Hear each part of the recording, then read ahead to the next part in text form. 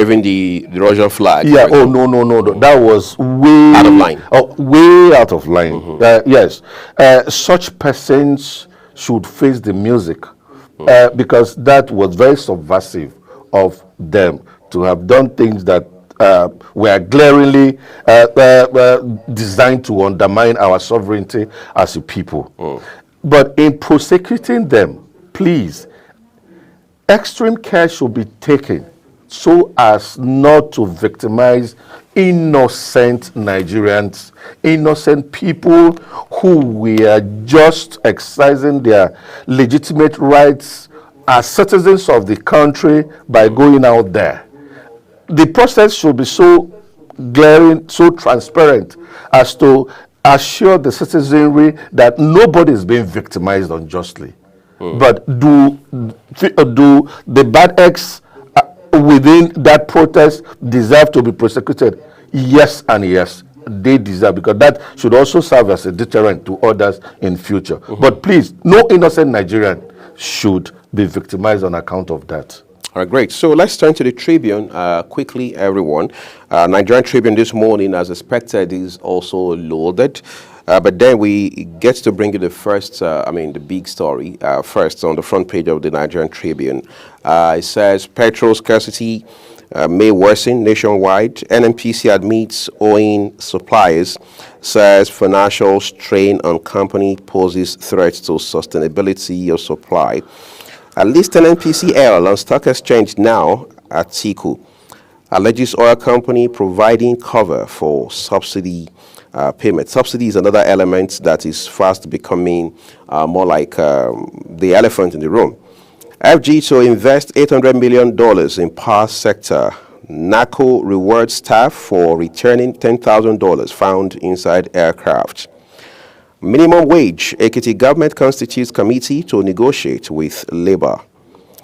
And then a League of Northern Democrats seeks roles for El Rufai Lukman as group lobbies traditional rulers. And then the writer says coalition plans to reposition the North ahead 2027. I think we need to stay here for a while, Chooks.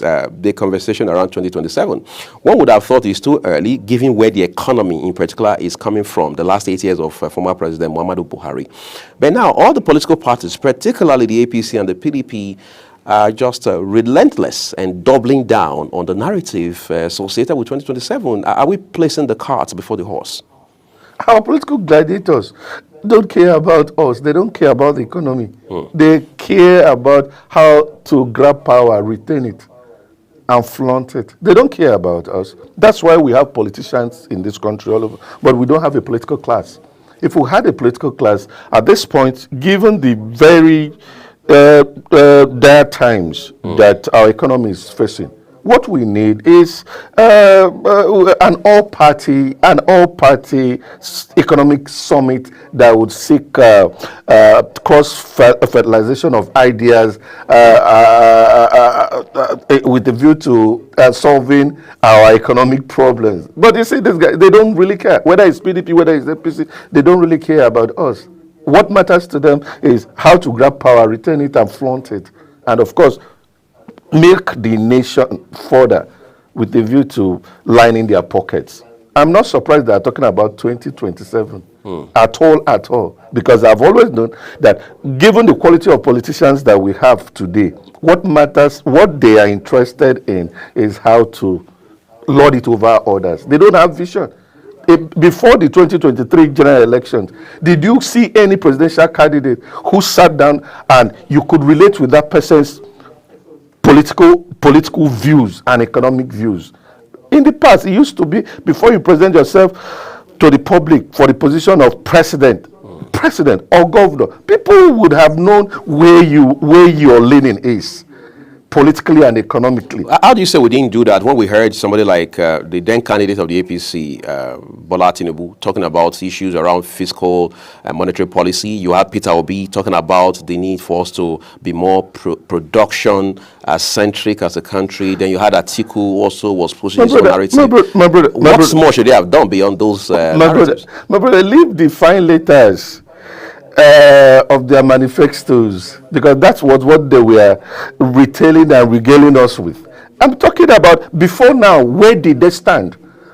Okay, the president, as we speak, what do you think are President Bola Ahmed Tinubu's economic thoughts? Before now, what do you think are President Bola Ahmed Tinubu's political thoughts? Same for Peter Obi, same for Atiku Abubakar. But you see, they woke up, they were ambitious people. They wanted to become president. And of course, they had to assemble very formidable teams that gave them documents that they were literally reading out to the public and all of that. I'm saying before you say you want to be president of a country like Nigeria, you must have some antecedents that people could easily relate with in terms of your political thoughts, in terms of your economic thoughts over time, where you have always stood on issues. None of them had that kind of a thing at all. That's what I'm telling you, that what matters to them is power, how to grab it.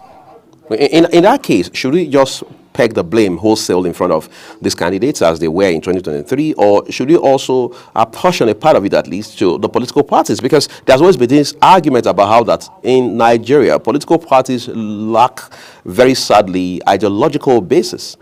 Well, if you say the candidates should share the blame with political parties, you're being reductionist. A reductionist in the sense that, come on, we have a societal malaise where the standards are falling everywhere. Same with leadership. You could say that the quality of leadership in this part of the world has been dropping by the day. So it's about everybody. Even the people, the citizens themselves. We don't ask the right questions. We don't insist on the right caliber of people. We are not perceptive enough to insist on the best. We don't place demands on our leaders and our aspiring leaders. We should be able to place demands on our aspiring leaders so that when they get into office, we'll continue to place demands on them. But we don't have that culture anymore. That's why everything is going down. It's not just about that. If you look at our educational system, it's the same thing. If you go to the health sector, it's the same thing. Cultural tourism is the same thing. You will just find that there is this decline, steady decline in standards and quality.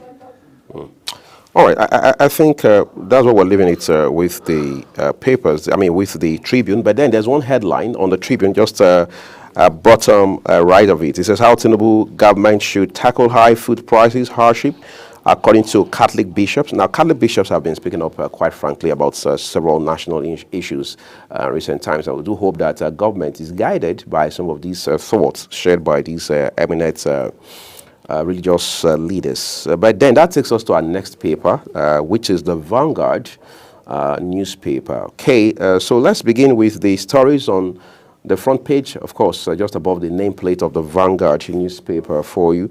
Top right of it, it says, let's see the very top one. Commercial banks give agri-sector 4.68 trillion naira loan in 5 years. That's according to some reports, details of which you'll find on page 8. But the question is, how much of impact or otherwise did that money, close to 5 trillion naira in 5 years, have on not just the agri-sector, but citizens overall? Article demands listing of NNPCL on stock exchange. High interest rate, 2.5 trillion naira loan stagnates or strangulates consumer goods manufacturers. And then the Star story reads, no end in sight to petrol scarcity as economy gasps for breath. Incidentally, this is one story that is replicated across dailies this morning. All right, and this particular story, that's a big story on the front page of the Vanguard, has several riders with it. But then we have to look at the big one here. One that is that touches at the heart of our development as a country, where it says commercial banks give agri-sector 4.68 trillion naira loan in 5 years. Chooks, most times, the last 10-15 years, there have been debates about let's diversify our economy away from oil. That's not to say we have nothing to do with oil. However, it means we have alternatives that we can fall back on beyond oil. Let's have a non-oil economy kind of arrangement. Does it look like we are geared up for that, even especially when you look at what we're doing with the agri sector right now? Well, like everything Nigerian, we talk a lot. We love paperwork. Policy pronouncement is our forte. Then when it comes to implementation, you will find that we'll be lagging behind. Again, that brings us back to the conversation around whether truly we have faith in the system, whether truly we believe in Project Nigeria. Because when you hear federal government saying, oh, we want to diversify the economy and the agricultural sector is one obvious pathway to achieving that, then it's possible that whoever that is making that pronouncement means it. But down the line, those who are in the position of implementing that thing, do they also share in that desire? Wouldn't they allow their personal, sectional interest to override the pronouncement made by the C&C or whoever that's in charge? Because what you find in this country is that if federal government says, okay, we are marking some for the agricultural sector and all of that, you will now begin to find that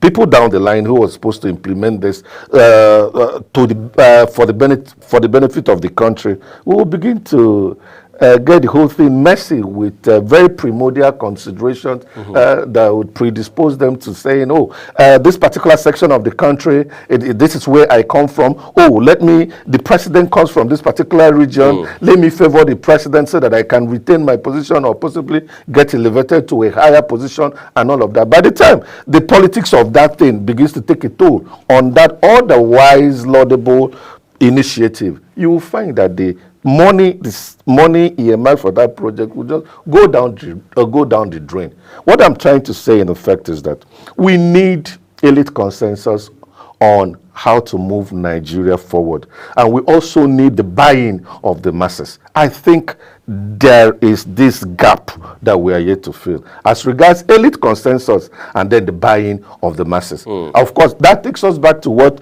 we touched on moments back as regards 2027. Right. Politicians talking about 2027 as if that should take priority over governance as we speak. That will tell you the scant regard we have for economic survival. That is not really about the survival of Nigeria economy and its prosperity afterwards. That is about who gets there and who gets what. So we really need that elite consensus. We need the buy-in of the people so that at all times we will be patriotic in our decisions and in our actions. That's the only way we can achieve, for me, that's the only way we can achieve economic diversification. I'm talking about economic diversification. Of course, there is you have a bunch of fundamentals in that regard. This presidential system of government that we operate, the one we say we actually borrowed, so to speak, from the United States, do you ever think of the need to want to rethink it, to want to reconsider it? Because lately people have been saying, look, let's go back to regional governments, let's do parliamentary system, all sort of recommendations flying from all across the country. Where do you stand? You know, what we have are mostly pseudo leaders. What we have in Nigeria are mostly pseudo leaders. If we had true leaders, we don't need debate at all. This is not worth debating. Nigeria should simply return to 1963 Republican Constitution. Adopt it wholesale. It fits us. It fits our purpose. It's tailor-made for our plurality as a people. But they say our realities have changed and that constitution has been overtaken by events. What realities are you talking about? That recognized our fault lines as a people. That recognize the fact that individually, as regards the regions, we could actually perform optimally, whether politically or economically. I'll tell you, it was under the Republican Constitution that Eastern Region, under Michael Okpara, who was Premier of Eastern Region, was said to have had the fastest growing economy in the world. Ahmadu Bello did exceedingly well in the north. Awolowo did phenomenal things in the west. So what other counter arguments does anyone want to bring forward? Let them bring it. So who is that? And of course, it was cheaper to run it. It was cheaper to run it in terms of cost of governance. Oh yes, and of course, everybody was struggling to make better its own immediate environment so as to have enough to contribute to the center. It was competitive. But, yeah, it was very competitive. But at the moment, what do you have? You have a cake. They say it's national cake. Everybody's struggling to go and have a slice of that national cake, and nobody's thinking of baking a bigger cake. I don't understand. This is not what depended at all. And that's why I talked about pseudo leadership. If we had true leaders and not pseudo leaders, that's what we should do. So who is afraid of the 1963 Constitution? Our politicians, because we are their captives and they are our captors. They won't be able to make as much money they are making. They will be held accountable. They don't want to be held accountable. They are the ones suppressing this whole thing. Otherwise, that's our obvious best bet. All right, I think there's so much to talk about in this regard, quite frankly. But in the end, the most important thing going forward is that Nigeria is better positioned to prosper economically and in every other area of our national lives. We're taking a quick break now. Chuks Kamadu stays with us for more conversations in the course of Global Morning today. But when we return after the Global AM News, we'll have more conversations with you. Do stay with us, everyone.